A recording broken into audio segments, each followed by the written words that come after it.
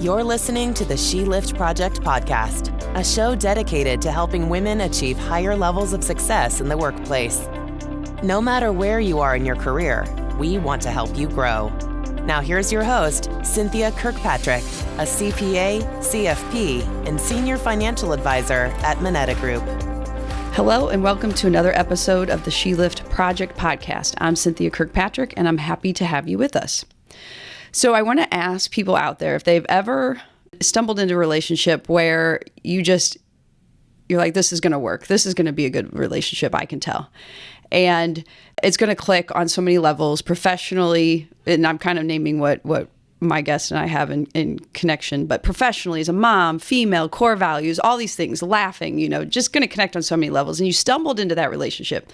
And so for me, a more introverted person, that's, I think, really hard to do. So I can tell you it's not about me. It's about who we're going to talk about today, that her vibe where she just makes people feel welcome, at ease, safe with who they are, and if anybody she meets. And I think that's probably why when we get to you, a big reason why you're so successful in your field. And so I just want to say we're excited to have that person, Cassie Berger, with us today. So your list of what you do and your accomplishments: Senior Regional Sales Manager for Shure, an audio manufacturer and leader in the audiovisual industry. You represent women in that industry in the local chapter, and you just ended a board term with, and I'm going to say this wrong, is it a VIXA organization? VIXA. All right. And mother of two young girls, so like the accolades and the work doesn't stop at just work. Now you've got two daughters also that you're raising. So all of those accomplishments, tell us more about that kind of, again, I gave a summary, but what do you really do? Sure. So I've been in the audiovisual industry for, I actually was calculating this and I was like, it's over 10 years. We're just going to say that. So Did over I make you 10 do that? years. Did I make you calculate that for this? Yeah. I was like, do I go over under? So over 10 years, but I've been in different aspects of the industry. So I actually started out working with my dad, moved into, as an independent rep, moved into integration, who would be my customer today, and then moved on to the manufacturing side and started out in marketing, moved into sales. So I've kind of touched a lot of different areas in the industry. You mentioned working with women, so I do represent the Women in Avixa Council for the local chapter in Missouri and Illinois. And then I had just left Avixa serving on the leadership search committee, which we were actually responsible for finding qualified, appropriate individuals to serve on the board of directors. And I was in that position for 3 years, and it gave me a ton of opportunities to interface with a lot of different individuals in our industry and outside of our industry as well. So it's, I'm trying to summarize as well. It's been a great career thus far. I love my industry and what I do and the people and connections I've made. And then obviously the biggest part of my life is trying to be a mom while doing that. And so while I did raise my kids primarily as a stay-at-home mom for the first 4 years, I took on a very aggressive role with travel for the last 6 going on 7. So just trying to manage being a mom and being a professional over the last decade plus has been over fun. 10 years. Over 10 years. Under 20, over 10. I'm going to write notes and things and bring things up later that we talk about because you've already said a couple of things that I want to touch back upon.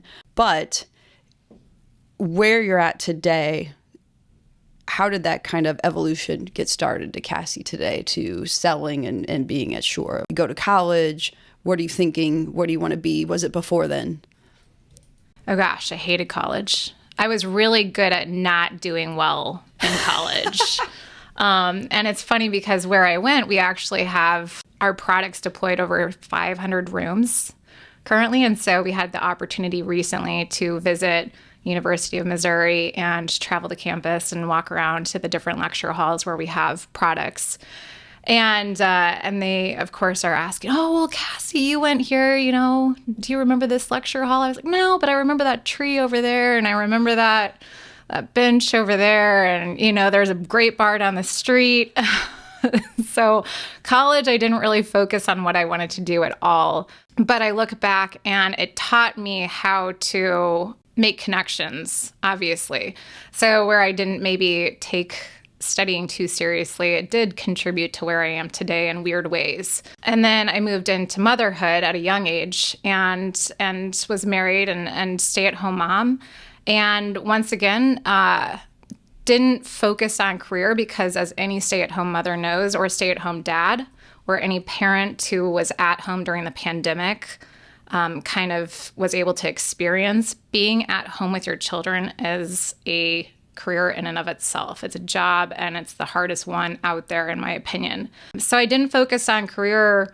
Really, I did work with my dad, who's in audiovisual, for that time. So I worked more doing the bookkeeping and social media, started traveling with him a little bit towards the end of my stay-at-home period. And that's what really launched me into the industry and falling in love with audiovisual.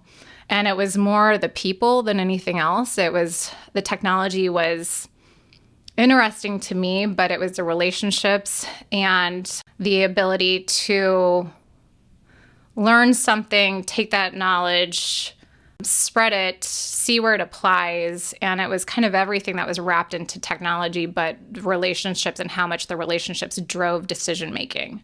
So it was like I could sell something that was horrible if I found the redeeming qualities in that piece of technology, but what really is going to make a lasting sale or relationship or impression is going to be how I talk to that person and what I'm really selling. Am I selling this bad technology or good technology, or am I creating loyalty and relationship with the customer? And that turns into friendships. So wherever I move, I can now deal with them moving forward, if that makes sense. It does. There's so much there because when you said you did bookkeeping, I'm thinking that's not her personality at all. She wants to be out there building relationships, meeting people, asking questions, learning about people.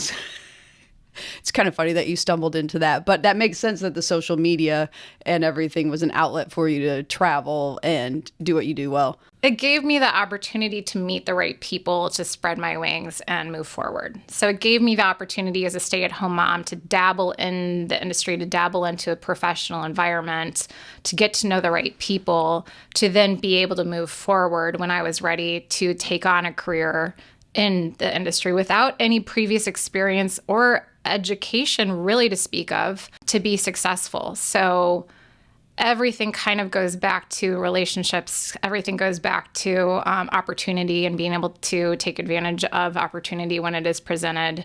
The bookkeeping, I can't accredit too much of where I am today to that, but it was a good experience.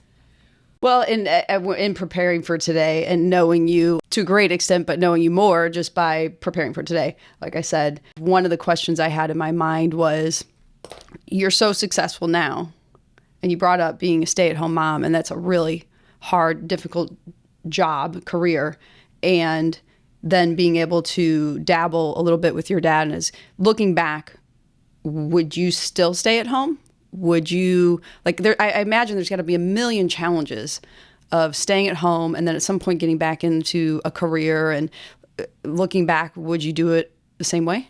When I made the decision to take the position at Shure, I had recently gone through a divorce. I was a year into it, and I had been working with a different company locally, an integrator locally in audiovisual. And when I was presented the opportunity at Shure, based on relationships that I had made working with my dad years before, it was definitely the toughest decision to make for me because it meant taking on a career out of state, for one, and more of a very demanding schedule, especially for the first 1 to 2 years. And so the decision to kind of move away from being a stay-at-home mom or even a normal or being home mom, like being in St. Louis mom, moving into a remote position, being a remote mom, that was tough. And I often asked myself, would I make that decision again? Because I missed a lot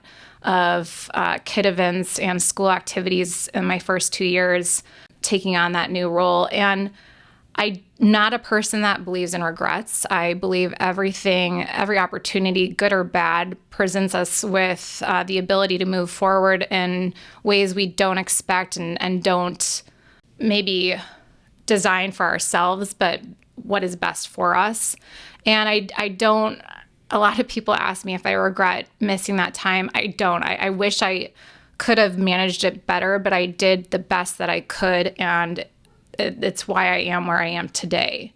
And I have to only be grateful. So I missed being a mom, a stay-at-home mom at that point in time. But I've also now gotten to a position in my career and life where I have a lot more control over when I can be home. And I wouldn't be in this position if I didn't make those tough decisions back then.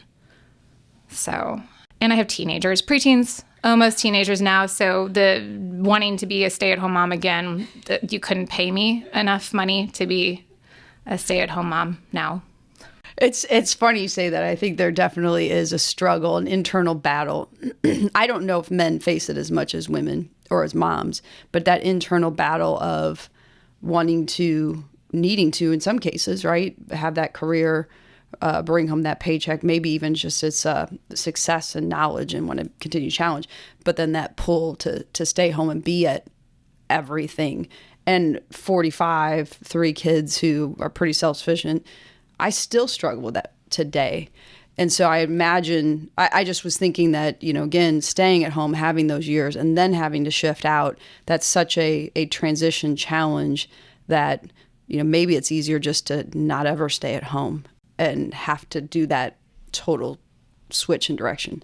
Or not ever go out into the professional world. So either or. I mean, there is a big, it's a hard decision. And of course, everybody has an opinion of what you should do, which makes it that much harder. And depending on where you are in life and where you are professionally and how old your children are, whether it's family members, friends, other parents at school, so not even friend category, just people who tend to have an opinion about your life, it's hard to not listen to that noise and focus on what is best. Maybe you don't know why it's best today, but what you truly feel is best for you and your family. And that's what I had to do. And of all the people who told me I was making the wrong decision at that point in time, which in my heart, it felt like it was the right decision. I couldn't tell you why, but it just felt like an opportunity I would never, ever have otherwise. And I felt like this has to be a sign or a message, something I should do. And the one person that was completely supportive of my decision to take on the position in Chicago was actually my grandmother of all people, which was one of the last people I would expect to be supportive of uprooting myself, my children, making a decision to take on this position with extensive travel. She was the one that said, you need to do this for you, and your children will appreciate the sacrifices that you are making in the long term, and they will see your dedication to being both a professional as well as a mom. And you know what, Cynthia, this might be not surprising to you. I don't cry often, but I cried a lot in those first 2 years. These days it's like, do my tear ducts still work? I think so. But it sounds like you challenged yourself enough back then to work through big pains. In those first 2 years, it was the most challenging experience. And a lot of people were wanting me to fail. A lot of people I know were looking at me and saying, she's going to know that she made the wrong decision. And I didn't. And 6 years later, I look back and it was the best decision I could have made for my family and myself.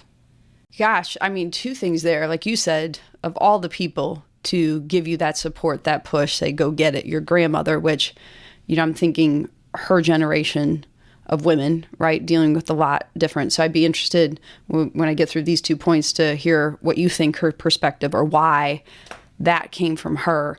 And then I'm going to have to follow up and ask, when you say people wanted you to fail, like who? Why? What surrounded that? So you pick where you want to start, but those 2 things really stood out to me, like I need to ask more. I think the people wanting you to fail part, everybody is going to experience this in some capacity in their life, even if you're not aware of it. People like to have control over you, When they have control over you, they have the ability, they feel better about themselves first off, but they know that it gives them power, and we all as humans want power in whatever capacity we can have it. And this could be something innocent. They don't realize they're doing it. They think they're helping you. They think that they have your best at heart. And they usually present it that way. The ones that we love the most, and I catch myself doing this with my kids, I feel like I know my child better than my child knows themselves. And so I will tell them, no, you should not do this sport. You're going to regret the decision to do this sport. I'm using a silly example, but at the end of the day, if they want to do it, they should try it. Who am I to try and tell them otherwise? But in an adult position and in a high level capacity, it's easy for others to try and control what you do. And that could be a spouse, that could be a parent, that could be a colleague, that could be a boss, that could be just a significant other in general. It could be children too. People try to control your situation. And when I say people wanted me to fail or were waiting for me to fail, I don't even say that in a malicious sense, but I do feel like it gives them control back. It gives them somebody the ability to say, you went the opposite way that I told you to go, and it didn't work out, and I was right, and you're never going to leave me again because I was right, and you should always listen to me. So they get that control back. And I wonder, too, if it's easier for me to try to control your life versus having to internalize and figure out my own life. And if I screw up here, that's all on me. Oh, yeah. But I told you, you didn't listen. And so that's your mistake. We project a lot of ourselves on others or our shortcomings. And a lot of the time, too, if we feel like we made the wrong decisions and then we see somebody else make the right decision and we look at it and we're like, it's kind of a shot to ourselves, and we don't want to accept that feeling. So when somebody else is given an opportunity, it's not even jealousy. It's not something that we're looking, gosh, I wish that was me. I'm going to tell them not to do that. It's nothing like that. It's just feeling like, to your point, you're projecting that feeling of self-disappointment, or I don't know the word I'm looking for, but you're projecting that on them or holding them back. And I do think you're right. Like there are some people who might be malicious, but there are a lot of people who either unknowingly or feel like they have your best interest at heart because they made that mistake, or they're older, whatever, or they may have done it themselves, whatever the case might be, that it's not always malicious. Or they felt like they couldn't. And right. And maybe so they wish. Shouldn't. Yep. So you shouldn't, because I didn't feel like I could, so why should you be able to? Or in the non-malicious sense and very innocent sense, I would have been overwhelmed doing this. You are going to be overwhelmed doing this. You are not going to be able to do this. This is going to be a disaster, because I would feel like it, as much as I would want to do that, it's going to be overwhelming. So how do you think your grandmother got over all that? Like, we're talking about a lady who had 4 children, military wife, stay at home, and the last person I really expected to tell me, as I mentioned, to take this position. But I think she knows how independent I am. We're very similar. I jokingly say I know how I'm going to be in the next 60 years because I watch my grandmother. I'm like, that's me. I mean, anybody who meets her, that's me. When I'm in my 80s, that's going to be me. So I think knowing that we are very similar and knowing how independent I am, and that I'm not going to let failure or the challenge or a challenge stand in my path. I might end up failing. It might not work out, but I need to at least try. I need to do it. I need to give it my all. And I think she knew that. And so she knew that it was something I had to do. If she wasn't there with support, would that have changed or impacted your decision at all? I'm not sure. At that point, I don't think so. As I mentioned, I had come out of a divorce. I had 2 small children at the time. I believe they were 3 and 5. I had a very strong support system with my parents. And I did know, even if they questioned my ability to take this position, that they were going to be supportive with my decision at the end. And they were. I can't even tell you what. I don't know that I could have continued working at Shure had it not been for the support of my family and my parents stepping in and really being involved with the girls. So that was monumental. But even if she wasn't there, I think I still would have made the same decision. I just wouldn't have maybe had the same confidence moving into it. I think I would have had more self-doubt than I had. And before getting deeper into your background, I didn't realize that you had actually moved. So initially we were talking about you took this new position, you're traveling a lot, but like, no, you're actually living in a totally different city, which in the Midwest, okay, St. Louis and Chicago seems close, but also in the Midwest, it's like, you want me to go how far? So you lived in Chicago. So did the girls stay here? And you had to commute back with splitting your time and things. Did they come up with you? I mean, I can't even imagine the logistical challenges with also taking on a new position, new company, building your career. It was a relocation position when I accepted the role. And I had let Shure know that I had my daughters in St. Louis and I could not move them. And so we negotiated more of a flexible schedule. They knew that I had the girls Mondays and Tuesdays and every other weekend. And I was able to essentially go back and forth from St. Louis to Chicago every week. I would typically, for the first 6 months, fly in almost every Sunday and be there for the week. I had my apartment there, and then I lived with my parents for the first year in St. Louis with the girls. And so I just go back and forth every week. And it was a lot. That was the most challenging time, those first 6 months. But after 6 months, I negotiated being able to come in on a Wednesday and stay until Friday and then fly back to St. Louis. And then the second year, I was able to essentially come in every other week. And so it was less and less. And then the pandemic hit. And so I was able to actually get rid of my apartment in Chicago after 4 years completely. And now I'm based out of St. Louis and I'm going up to Chicago or elsewhere a couple times a month. But the first 6 months with the official kind of relocation and being primarily in Chicago was incredibly challenging. Once again, without my family and their support, I wouldn't have been able to do it. I probably would have failed. And there were a lot of times that I asked if I could do it, if I could keep doing it.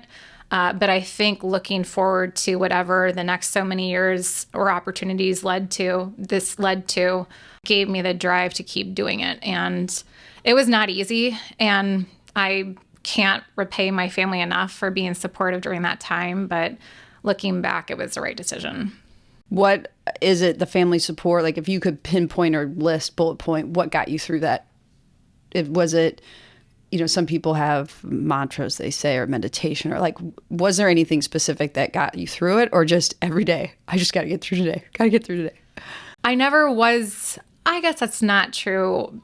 As a stay-at-home mom, I was very organized and had a lot of routines in place for the kids when they were young, but routine. And it was getting into the same habits and having what you do when you get to the airport, doing the same thing. When I get to Chicago, doing the same thing. When I get back to St. Louis, just having habit and routine in place helped a lot. The mantra, no, I was jokingly gonna say wine helped a lot, especially when I would get to Chicago or be in Chicago after work, things like that. But no, it was just keeping a structure in place, and keeping a structure in place for the girls too, as much as I possibly could, because that gave me kind of that every single week. Okay, I'm on the same flight. I'm on the same flight coming home.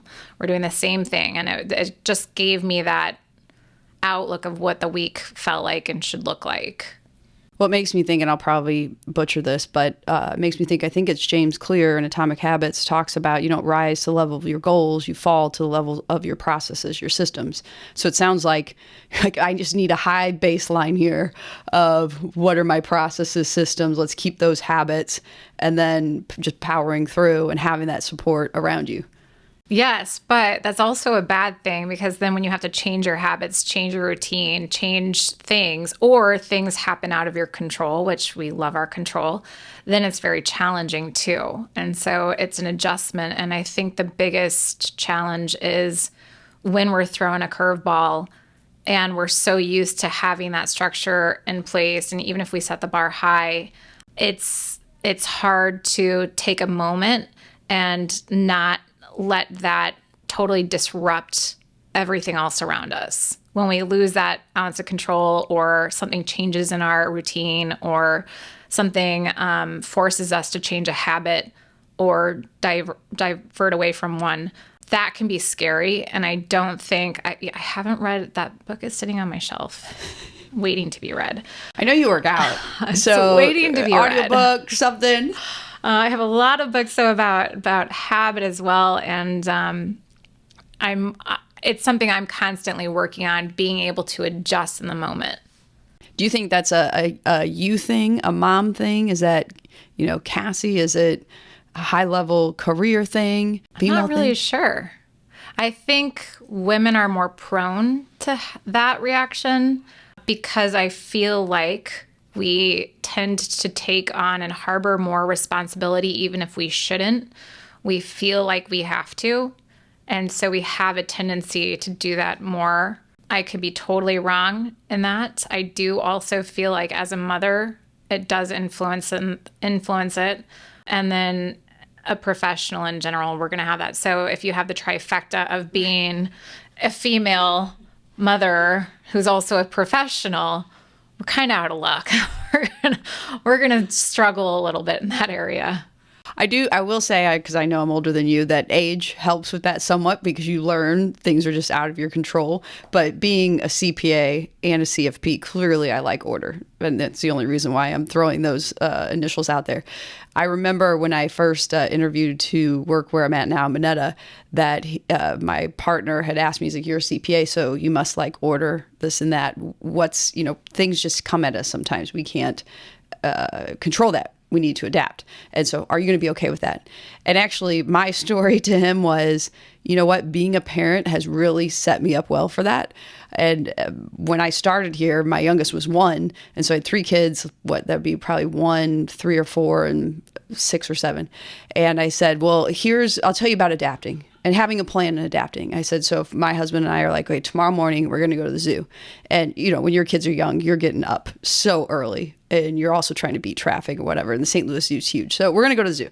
So the night before, I'm going to get the stroller in the car. I'm going to pack lunches and snacks. I'm going to get the diaper bag ready. I'm going to have everything ready because I know most likely everything in the morning will not go to go as planned.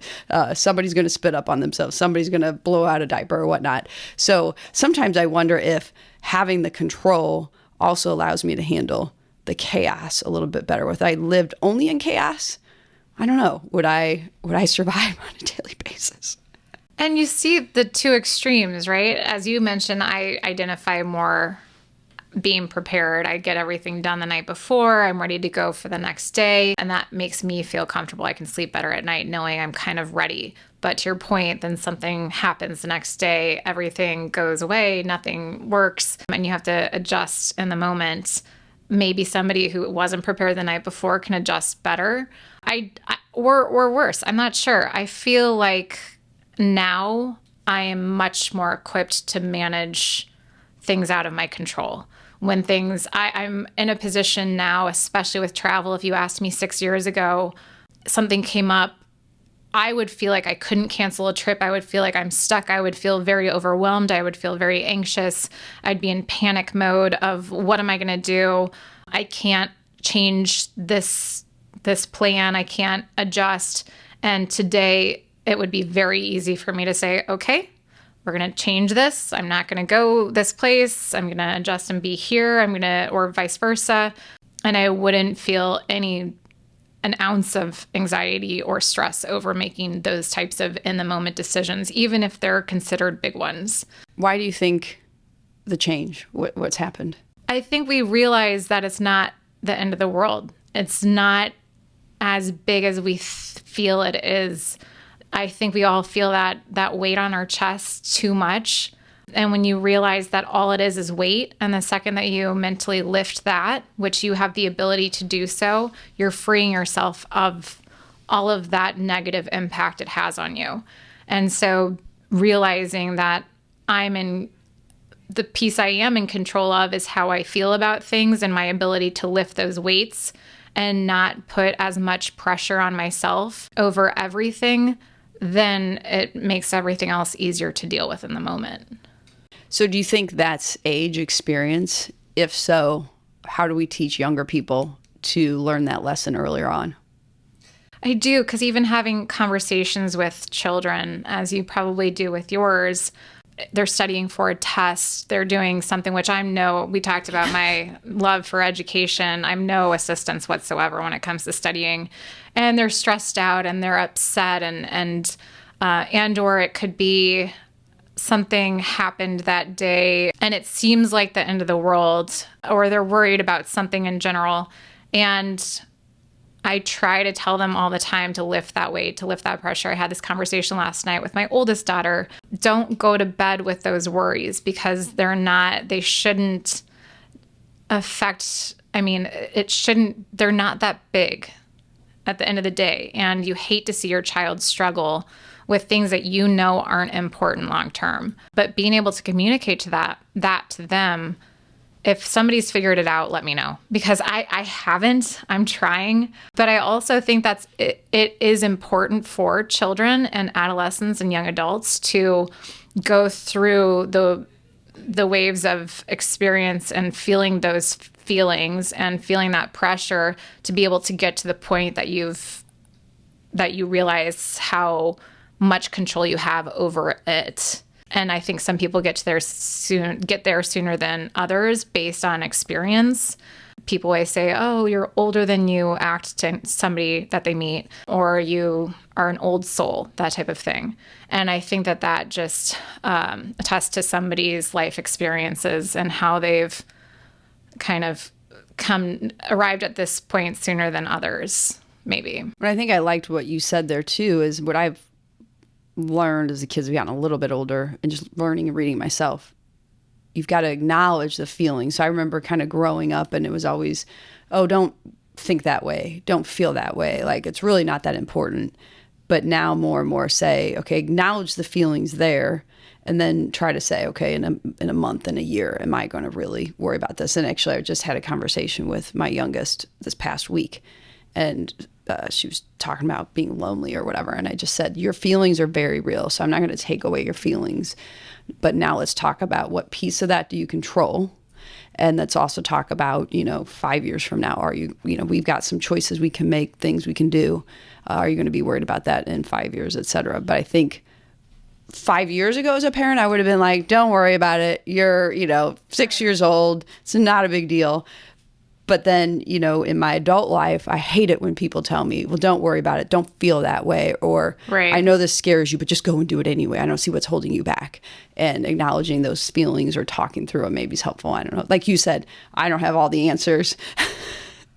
I'm learning from everyone I meet and every book I read, but trying to figure out how we help people learn this stuff earlier. I think you're right. Letting and society does such a better job of this today than they did 10, 15, 20 years ago when we were kids. You are supposed to feel, and you're encouraged to feel, and you're encouraged to express yourself. Nobody can argue that. Everybody is encouraged to express who they are and how they feel to the best of their abilities. Schools definitely encourage children to express themselves more today than they did 20 years ago. But I also think a lot of it is the child themselves. My oldest, when she started drawing how she feels, she illustrates how she feels. And she will actually draw these beautiful faces.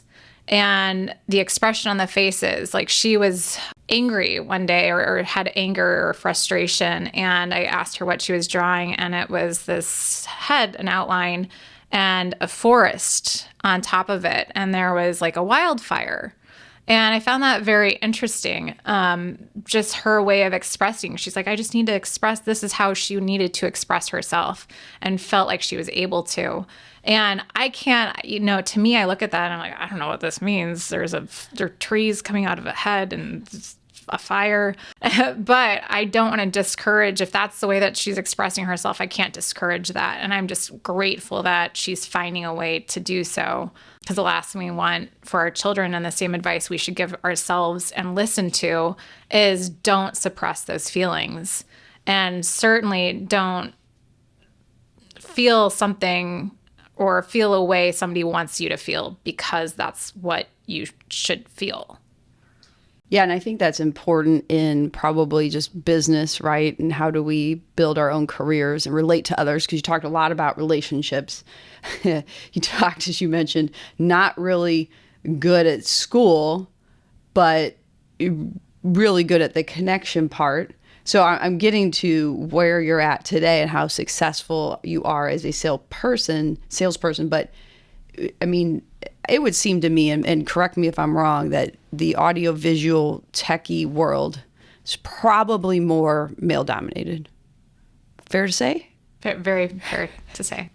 So I would say there's probably some challenges potentially that you've had to face and overcome, which again, your story is a lot of overcoming challenges, getting outside the box, being courageous. As you think back to getting into Shure and being successful where you're at, things that we've talked about today or not talked about yet today, what are those that you had to overcome and be courageous at or whatever to be successful in sales? So going back to your original question in the beginning about, did I go to school with an idea of what I wanted to be? And maybe why I responded the way I did, I had no idea what I wanted to be.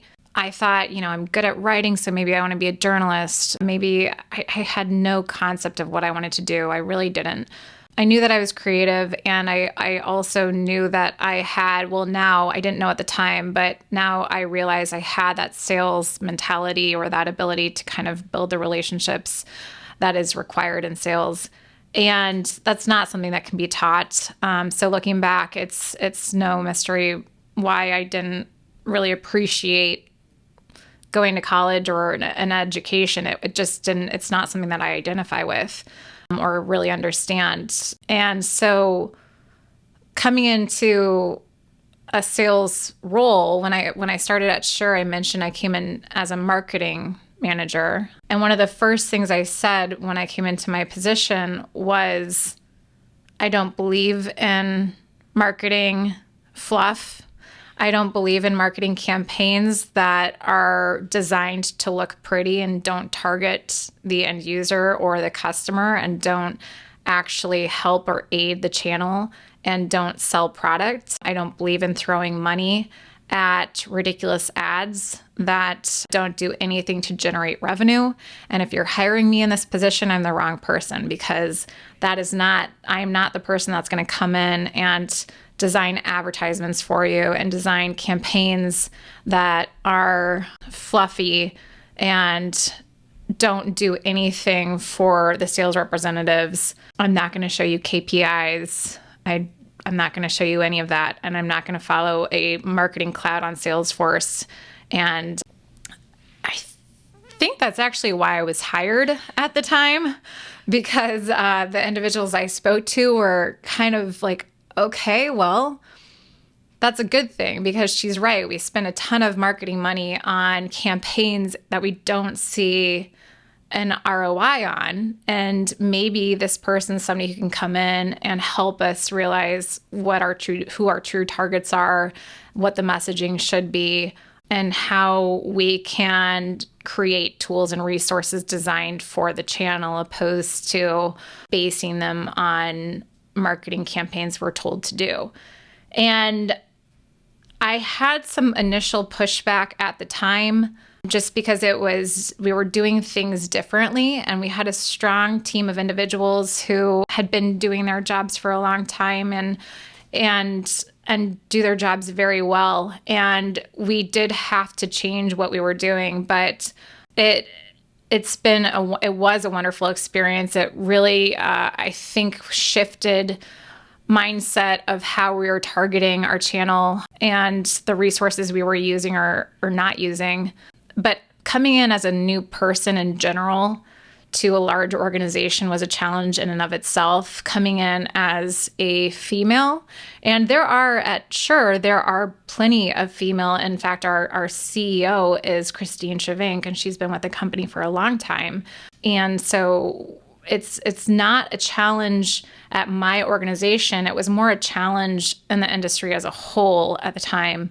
I had a ton of support coming into my position and even transitioning into the sales role, which they knew upon, during my lovely interview process, they knew I was more sales minded.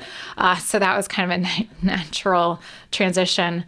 But the struggle has really been being a female in a male dominant industry when it comes to engaging with customers, engaging with the rest of my industry outside of my organization. What do you think is so challenging when you talk about engaging? I realized this when I first started working with the company I mentioned before my current position. My first challenge was I would call a customer, and this could be an account that they've had for a long time, or it could be a cold call. I would call a customer, and because it's a male dominant industry, they're like, oh, okay, female voice. She wants to come in and pitch this, or she wants to do a walkthrough. She wants to participate in the bid. Sure, we'll entertain her. I mean, why not? Where initially, if it was a male counterpart, he might not have gotten that meeting. I always was given the meeting, the opportunity to come in. And my male counterparts would sit there and be like, well, damn, I tried getting in with that customer and they wouldn't see me. So it sounds like initially being different was helpful. Was very helpful. You get the meeting, in my experience. Now, the interesting part is when you're in the meeting, it's very apparent in the first 30 seconds they're testing you. You get the meeting because you're different. Now, they don't know what to expect. So they initially tested me in the first 3 minutes of the conversation, 30 seconds to 3 minutes of the conversation, to see if I knew anything that I was talking about, or if I was just coming in with a pretty face, trying to sell them something. So were they testing you, like throwing out a bunch of technical jargon language? It would be a technical question. It would be something, and I had done plenty of walkthroughs with counterparts. They were never given that. It was kind of oh, hey man, walk around, do the walkthrough, talk about golf or whatever. And with me, they wanted to see if I knew anything. How'd you take that? How'd you respond to that? Like when you noticed the difference in how you're being treated? It was just kind of like, okay, I have an opportunity here and I can do one of two things. I can either bullshit my way through this conversation and try to act like I know what I'm talking about if I don't, or I can say that's a great question and redirect it to the right person who knows the technical response.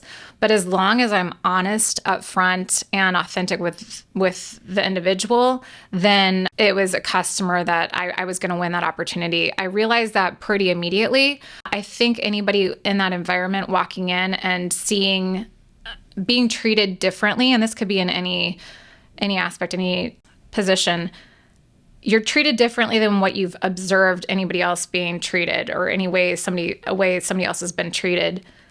It's like, gosh darn it, like, why is this happening? You initially go, ugh, like, this sucks. Well, why are we not talking about golf? Why do I get this technical question thrown in my face? It's frustrating. It's very frustrating.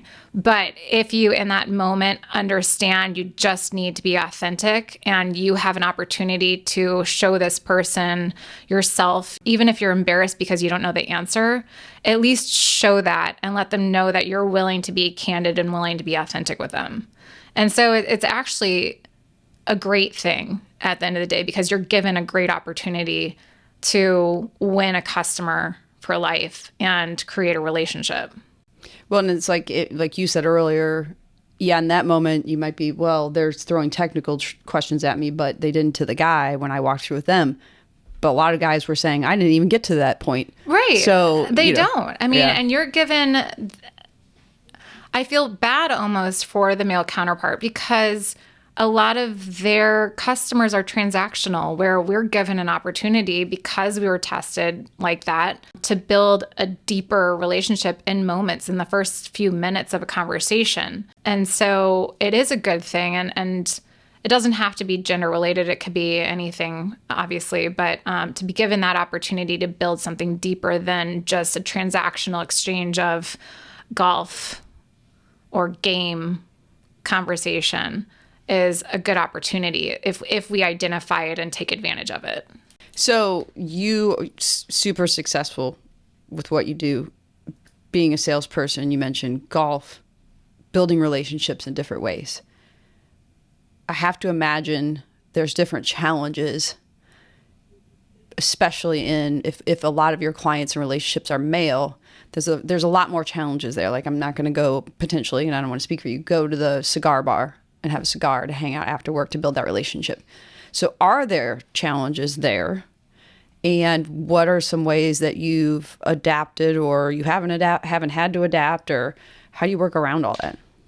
It is challenging. I think the biggest challenge is we don't always get invited to the cigar lounge after work. We don't always get invited on the golf trip, or to the bourbon tasting, or to the lake trip, or to these different relationship building events, whether it's with customers or our colleagues, because they don't really know how to handle us, and they don't want it to seem inappropriate to us to invite us on a lake trip to do ice fishing.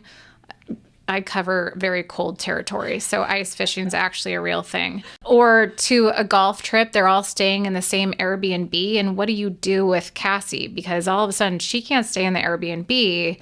What's she going to do? How do we kind of accommodate her or any female that's being potentially invited on these trips? So that's the biggest challenge. If you can overcome that and find ways of letting them know, hey, I'd love to go on that golf trip. I'd love to go to the lake. I love to do these things. I'll figure out my own accommodations. I'll get a hotel room off-site and rent a car and meet you guys every day. Whatever it is, but letting them know that you're open to that and putting that out there.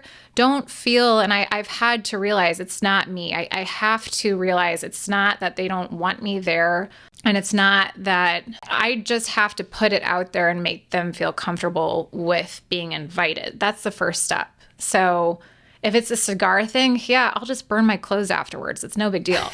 Invite me to the cigar thing. I have no problem going. I might not smoke a cigar, but I'd love to be there. And so how do you really let them know that you're in for all of that? Put yourself out there. So if you hear them talking about it and you just say, hey, I'd love to come too, or hey. Or better yet, be the planner. True. I've had to do that plenty of times where I actually plan around what I know they want to do, because I do primarily work with men, and it is a big ratio difference.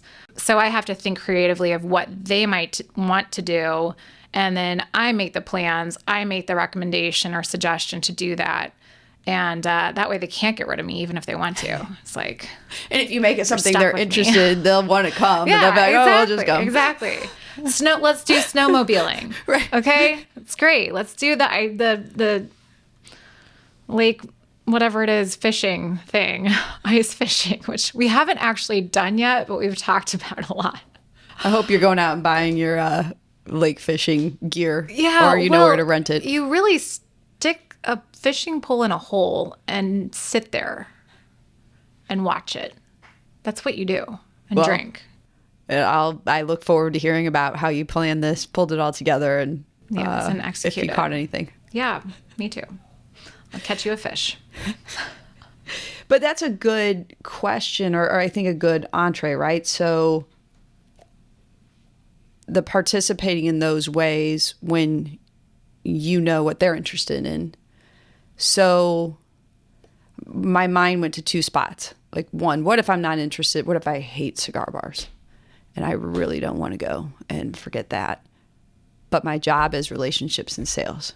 So am I being, and maybe as I'm talking through this, it's actually right. My first thought was, am I being inauthentic if I plan it and I go? But really, I guess maybe I'm not, because my goal is a relationship. I love meeting with people on a different level and getting to know them on a different level. So maybe at the end of the day, I'm doing it through cigars, which may be slightly inauthentic for me, but the real authenticity is the relationship. So where I was initially going as I talked myself through this, which you could probably share better from your experiences. One, if you're doing things you're not really interested in or planning them, are you not authentic then? As we talked earlier, just be trust, open, honest, authentic. That's how you build and are successful in sales.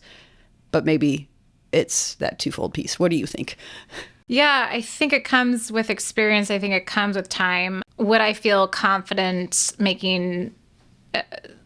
being as authentic in the beginning? I'm not sure. I think I learned that that's what you have to be. And I think you're right. it's what are you trying to achieve out of this? What is your goal? If I don't want to go to a cigar bar or something today, I'm not going to make that recommendation. If I really want to go to Taylor Swift, I'm going to, put it out there to my customers who wants to go to Taylor Swift and force somebody to go. And who can help find tickets. Yeah, exactly. Leverage the brand. But no, I think we all do things we don't want to do. I've said no to a handful of events or activities in the last 12 months just because I don't want to be traveling. I don't want to be in that place. I don't want to do it. But I'm at a point with my relationships that I can do that. And it's not going to be detrimental. It's not going to affect a relationship with that customer or with my colleagues or anybody from a different vendor standpoint because we have those friendships in place. So I think that's super important because that goes back to some things you said earlier on where the travel, like taking that job in Chicago. Mm-hmm. You wouldn't do it today, but you did it earlier on. You put the work in. Yeah. You put the effort in. You put the energy in to get yourself to a place where you say, I don't have to go on that one because they know the relationships beyond that or whatnot. Right. And so I've heard with other women I've met with too, maybe one or two, it's like, you're going to have to put the work in at some point. If you want this, you got to put the energy and the effort and the work in. You got to work hard. You have to. Absolutely. There's no way around it. But the more that you put in earlier on, the more opportunity you have to be flexible later on. And I'm very grateful. I lucked out. My kids were really young at the time. So I was very fortunate. They don't remember that I wasn't at a game. They don't remember that I wasn't at a concert. I do. And it pains me. I mean, it's hard. And like I mentioned, I cried a lot early on because I would miss things that I can't get that time back. But for me, luckily, they were young enough where it's not something that I wasn't there for. If I miss a basketball game now, I miss a basketball game. It's a big deal. If I miss a concert now, I miss a concert. I wasn't there. I just had a travel week 2 weeks before the end of the year or before Christmas where I had 7 flights in 9 days. Because I had to be in Chicago, but I had to be here for Christmas stuff. And I was just going pretty much back and forth every day to be at kid events, but to be in my meetings in Chicago. Because didn't you just keep your hotel room in Chicago or wherever? And you were actually that night sleeping here, but yes. You just kept it because you didn't want to have to. Yes, I just had my suitcase there. And then at the end, I actually got sick and I was like, but I had to go get my suitcase. So I had to fly back because all the best laid plans. You just have to be flexible. And that goes back to our previous conversation about having to adjust in the moment. It's like, well, I guess I'm going to fly up there to get my suitcase to fly back. But it's great now because I can afford to be flexible and choose where I go and what I do. But it's true, to go back to the cigar comment or that example, we're going to put yourself out there so that, or make the plans so that you're doing things to be involved, because you might not get the invite otherwise. And that's hard, being a female in particular in the industry or any male dominant industry. It's hard to be invited. It's hard to participate. It's hard to be thought of. But the more that you put yourself out there and say, no, I'll be there. I'll participate. Even if I don't play golf, I'll go sit on the cart. I will be there. Then you start to be the planner, then you start to automatically be a participant every single time. So that's big. And then the other thing, and this goes back to being authentic, is don't be somebody you're not on calls, even Zoom calls or in meetings or in person with people. Be who you are. If that's saying a bad word a couple times in the conversation, which anybody who knows me would say a couple times. Cassie, are we really being honest here a couple times? We have a rule with my calls. We never record them. But be who you are, because it usually brings down the tone of the room. Mm-hmm. If everybody in the room knows that you might even be, you might say something inappropriate, whatever it is. If you can bring the tone down that everybody else is like, oh, thank God I'm not going to offend her because she just offended me.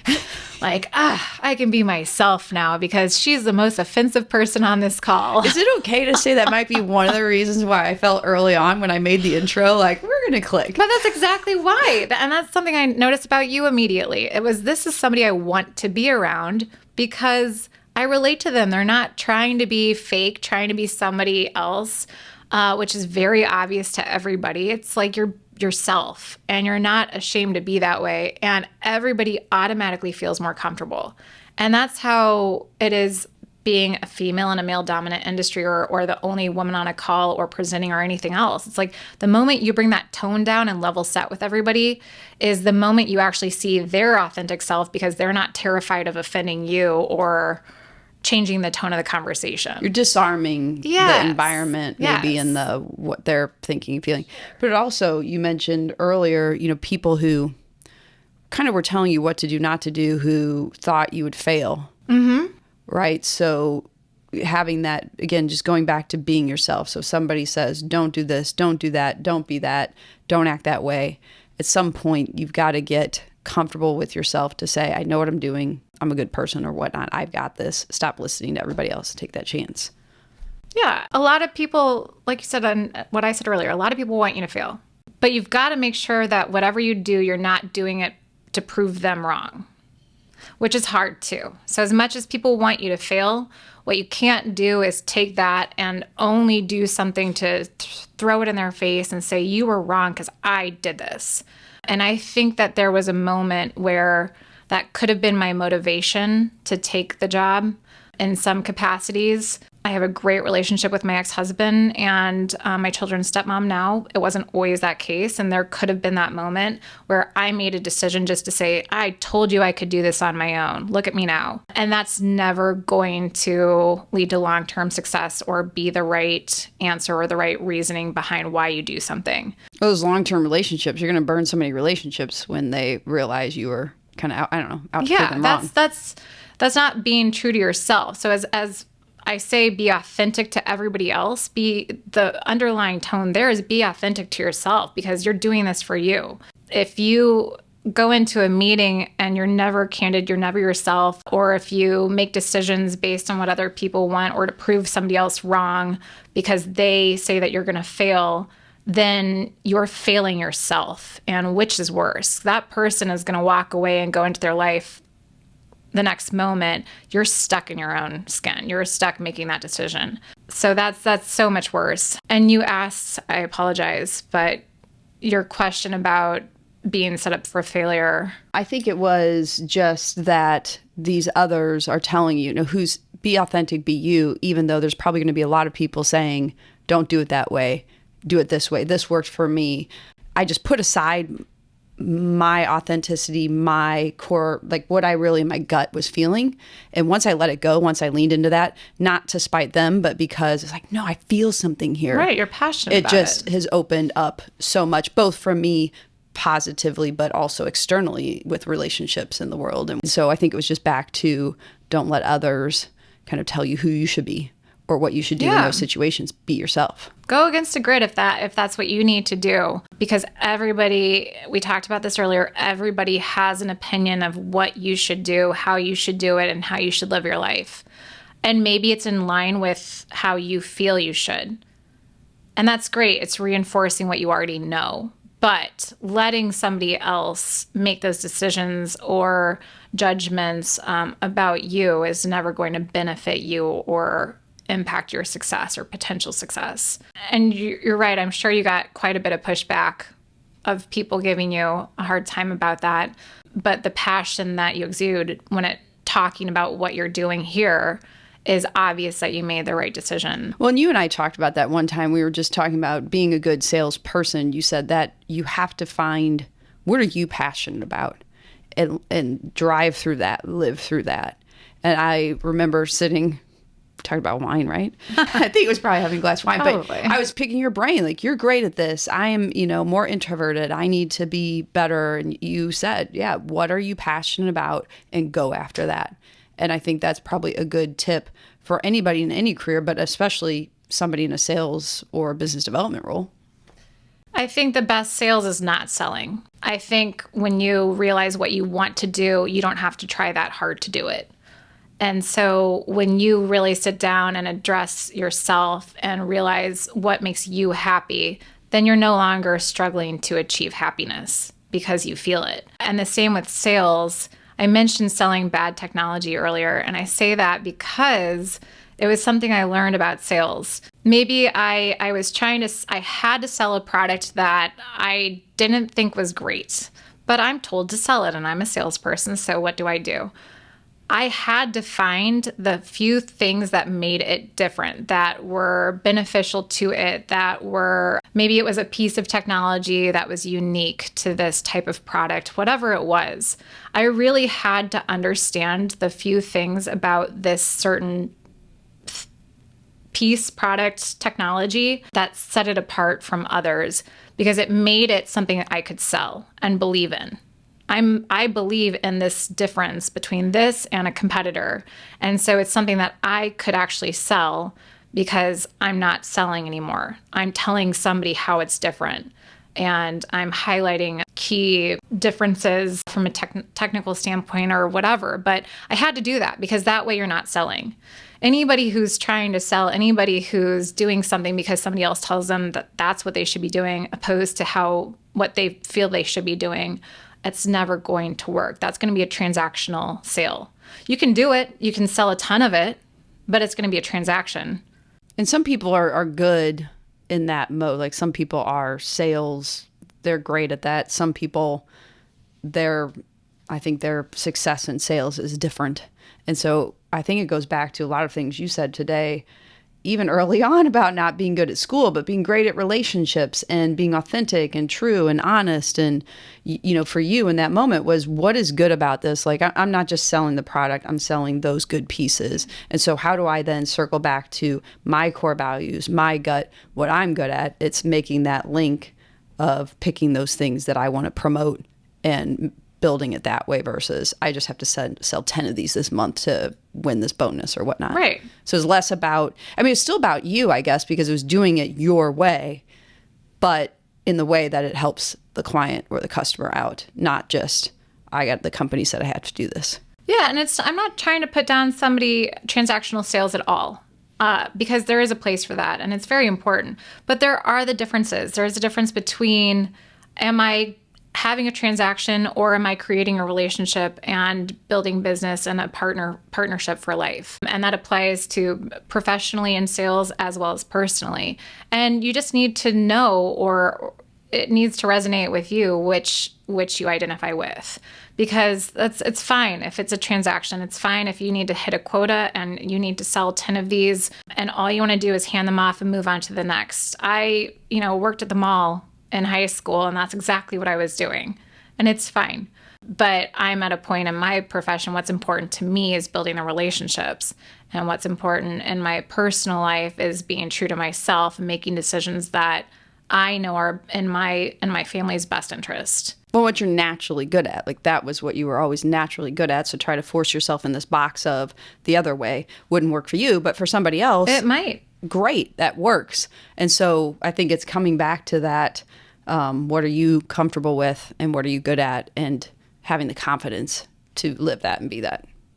The confidence and just the strength to do it, the strength to be true to yourself, whatever that means. Well, and strength and courage, to me, I wrote down several things because I feel like throughout our conversation, you almost said it, I don't want to say flippantly, but just like, oh, everybody does this. When you said you negotiated the relocation again and again. You went into the marketing role and you're like, I'm not going to do it that way. This is how I'm going to do it. This is who I am. And this is how I'm going to be. With traveling or ice fishing or cigar, those different stories we brought up. You're like, this is how I'm going to do it. I'm going to be a part of it. And I may not smoke the cigar, but I'm going to do it this way. Great. I guess I think of women in general, right? And it may be hard to negotiate or stand up for what we want or say, we need this, or I'll start here, but in 6 months, if things go well, can you see me here? Like, how did you do that? Or what tips would you give to others to be able to do that? We talked about projecting onto other people. It almost feels to me like you need to be that way. You need to kind of, if you put that out, then somebody else realizes, how do I say this? It doesn't take much to be confident and strong and determined for somebody else to say, okay, yeah, that's fine. That's great. Like, she needs to negotiate these terms. Again, as I've gotten older, it's like, oh, they didn't give this to me, or they didn't offer this. Well, how do they even know if you didn't throw it out there? I guess, right. So being, I don't know if brave's enough, but willingness to ask. And maybe that's what it is. At the end of the day, maybe it's just you get to a point where it's like, why wouldn't I do this? Why wouldn't I put myself out there? Why wouldn't I make my terms known? Because at the end of the day, and if I wasn't able to negotiate those things, would I still be at the company? Probably not. Do I think it's in the best interest for myself and my company and what we've built over the last 6 years to be there? Yes, I do. So if I didn't put that out there, where would I be today? Probably not there. But it took the putting it out there, and a lot of people aren't willing to take that risk. They don't want to be told no. I don't know why so many people are scared of being told no. But it's okay to be told no. It means that there's a yes around the corner, and it's a much better situation to be in. So be told no. I think that's the biggest thing, is we need to get past our fear of no. I think it's a fear of, it's almost seen as a mistake. Like if you hear no or whatever, oops, I made a mistake, and that's bad. Like if I get a red mark on my paper as a kid, or if I make a mistake, that's bad. When actuality, as I'm older, you learn that actually the mistakes are really good, because that means you've tried something new. You're getting yourself out there. And I think a lot of what you talked about today is just really, you threw yourself outside of, I'm going to try this job that makes me relocate. I'm going to, now get into sales. I'm going to now try this way. A lot of what you've done over time is, I'm going to give it a try and let's see where it goes. You have no idea what's going to happen if you don't try. No idea what's going to happen if you don't take the risk at times. It's not to say you should always take a risk, but you just don't know. Yeah. And a lot of people are scared to take that chance. And, when you want to live in a world of, well, they told me to be this way, that feels safer in the moment, I think, but is actually riskier in the long run, because now you've just given up a piece of yourself by control. Staying. You're letting somebody else control your narrative instead of taking control and ownership of it. Which I'll say, I think it has been hard for me growing up, and I've said this to other women, and maybe I'm making a bad assumption here that men, at least my age, my husband who's same age as me, has not had to deal with this as much as I have, but seeing early on all these magazines, I don't know if magazines are a big thing in stores anymore, but love online delivery. But, all those magazines of women, and, they have to look this way. You have to be so tall. You have to have your hair and your makeup and everything professionally done. And now with airbrushing, it's like, that's not a real human being. And I just have always felt like, women are told what the ideal woman is. And you clean and you cook and you do it all, and you're the craft mom and you're the birthday mom and you're the this, you're that, but you're also handling things at work and you're the greatest wife ever and you're taxi. Like, no, we can't be all that. We can't. It's not possible. But two, be who you are. So I tend to be, a little more athletic, a little more whatever, versus kind of that always well put together, perfect makeup woman. And how do we just, I don't know the answer, and you may not have the answer either, but how do we get out of our own way? How do we break that mental block? Break the mold. I think you asked about my grandmother earlier, and her being the biggest supporter for making a very hard decision. And I just think about conversations with both of my grandmothers and what they wish they would have done, or how they encourage me and my sister and others to take those jobs, to do things that are out of the mold of what we're told we should be like and how we should do things. Listen to them, because they've lived full lives. And I feel like we're all going to fall into that trap if we don't pay attention to it, of living the life we're expected to live based on media, based on others' opinions, based on whatever it might be. And it goes back to not being true to yourself. So it's going to be detrimental to you as a person. And when you have the influence of somebody like a grandmother or somebody else who you don't expect to encourage you to be different and to do something that maybe you question or others are telling you not to, it's understanding that it's okay to break the mold, because at the end of the day, in 60 years, what are you going to look back on, and what did you build for yourself? Was it based off of what everybody else wanted you to build, and how everybody else wanted you to be and act, and what they wanted you to wear, and how they wanted you to look, and how you should raise your kids? Or is it how you knew you should, what you felt how you expressed yourself to be who you are, the decisions you knew that you should have made? And I certainly don't want to wake up then and have regrets and wish I would have done things differently. So if I create waves now, and if I make others look at me and say, gosh, what is she doing? Or, have opinions of me that might not be the best, that's not going to affect me when I wake up then and look back. And I'm grateful for being authentic and true to myself. Right. And with the right intent and the right heart in your place with what you're doing. And what are we teaching our daughters and our sons, our children, Are we teaching them the last thing I want them to do, or the last way I want them to be, is to try to fit the mold that everybody else has built or created for them or told them that they should fit into? Yeah, I think looking at people who are inspirations or celebrities or whatever you want to call people, successful people, they're the ones who people told them you can't do that, and they did it anyway because it was true to themselves. Gosh, anybody, right? Like Oprah Winfrey, Lady Gaga. Countless stories. Yeah, all these people who said, no, I'm going to be true to myself. And those are the ones, like you said, and all those calls and different things, it lets your guard down. People want to be real now. They want to relate. And that's how. And they failed, and they thought it was the end of the world a million times over, like kids do today. They failed a test. They're upset. They feel like it's the end of the world. Somebody was mean to them at school. We get that today in our professional lives as well. But you wake up the next day, you move on, and it doesn't weigh you down. I think that's a great way to maybe wrap up, because at least for me, I don't know for you, the conversation was so good. We've gone a long way today, but I'm not a techie person. So one, you forgive me, everybody else out there forgive me. So when we talk about what you do, who you work with, what products you sell, again, I want people to be able to find you. So what is all of that, and where do they find you? You can find me on LinkedIn, Cassie Berger.